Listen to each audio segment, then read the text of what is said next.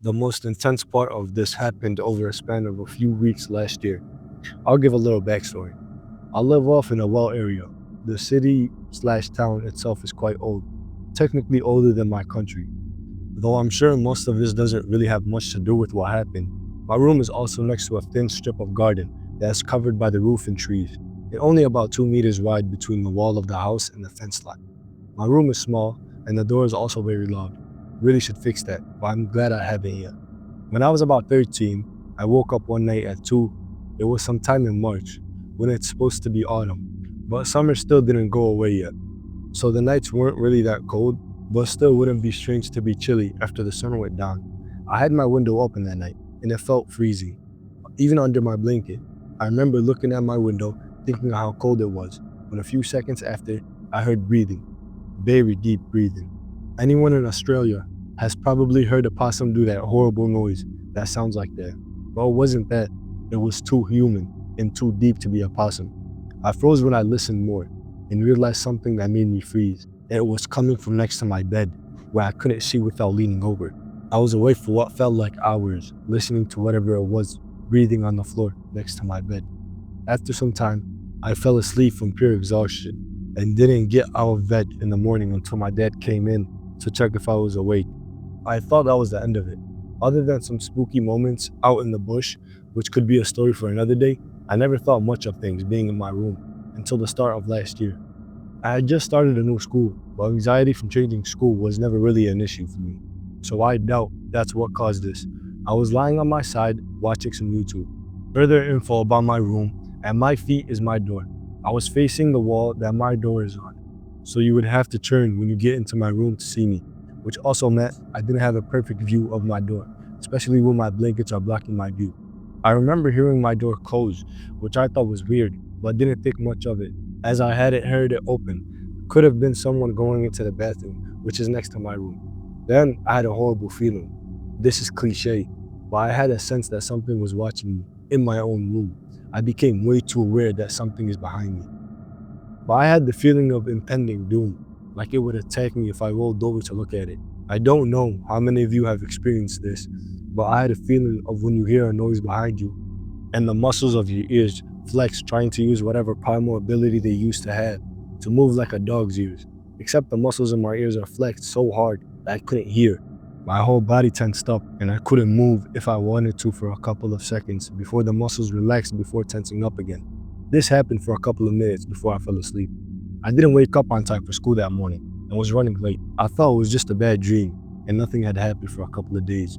After that short period of peace, I had another encounter.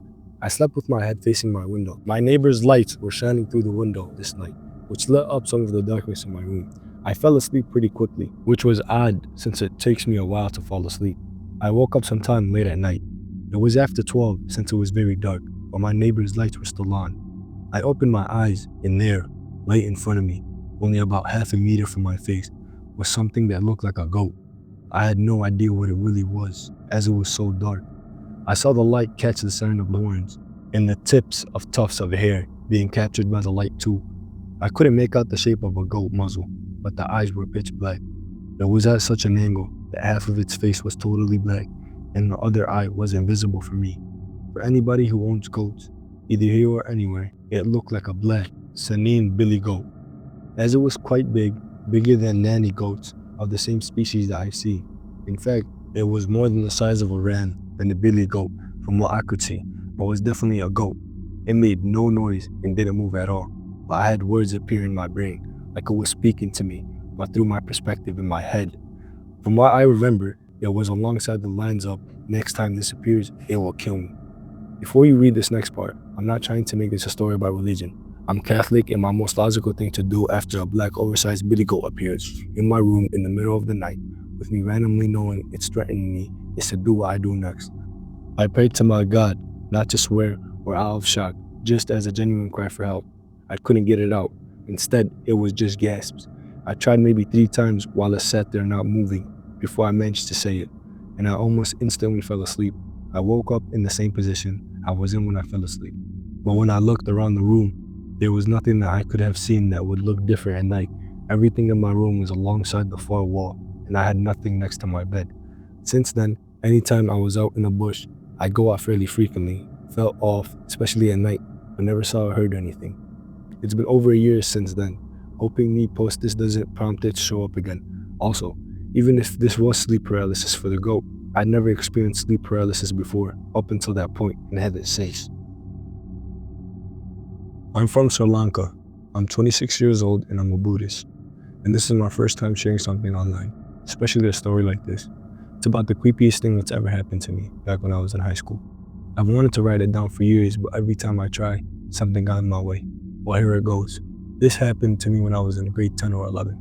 My younger brother and I shared a bed back then. He was in grade 6 or 7. Before I get into it, let me paint the picture. Our room faced the main Colombo candy room. The bed was shoved into a corner, headboard against the wall. At the foot of the bed, there was a tiny gap, maybe 2 feet between us, and the wardrobe pressed tight against the wall. On the other side was the door to the room. Right by the door sat an old iron table with one short leg, so if you bumped it, it would wobble and make a loud knocking sound, because it couldn't stay steady. That night, my brother and I climbed into bed around 9:30 or 10. I couldn't sleep. It was hot and sticky, and I was restless. My brother, though, seemed to nod off fast. Through the curtain on our door, I could see the living room light, and it was still glowing. About 30 minutes after we got into bed, my mom, my dad, and my sister turned off the lights and went to sleep too. I shut my eyes, but sleep wouldn't come. The heat, the sweat, it was brutal.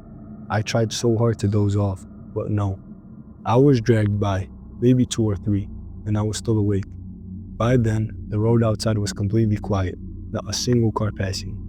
Then, out the blue, I heard it. Footsteps inside the house. Slow, steady steps, like someone with shoes, walking on tiled floor, coming from the living room toward our room.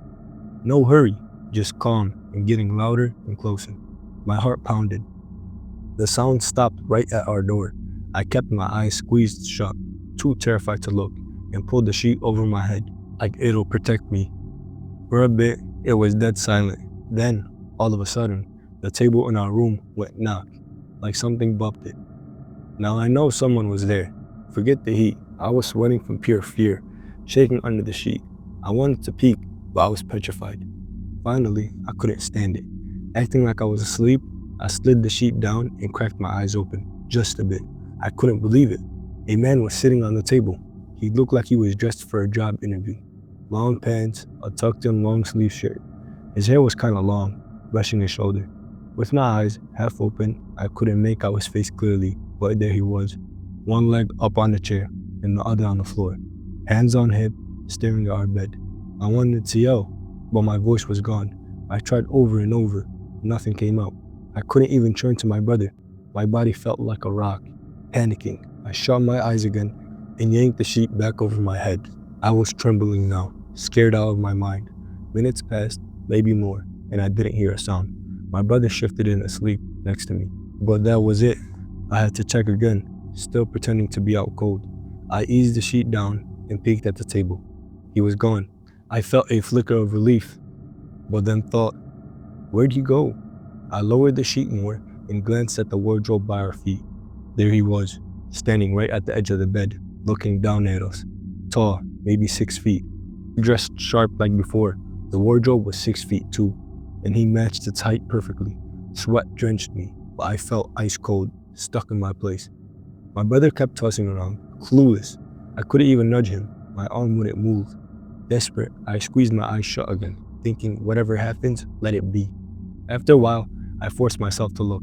I tilted my head down, cracked my eyes, and checked the foot of the bed. He wasn't there. No sounds anywhere. I glanced at that table, empty. My heart lightened a bit. Whoever he was, he's gone, I thought. Feeling safer, I fixed my pillow and looked up.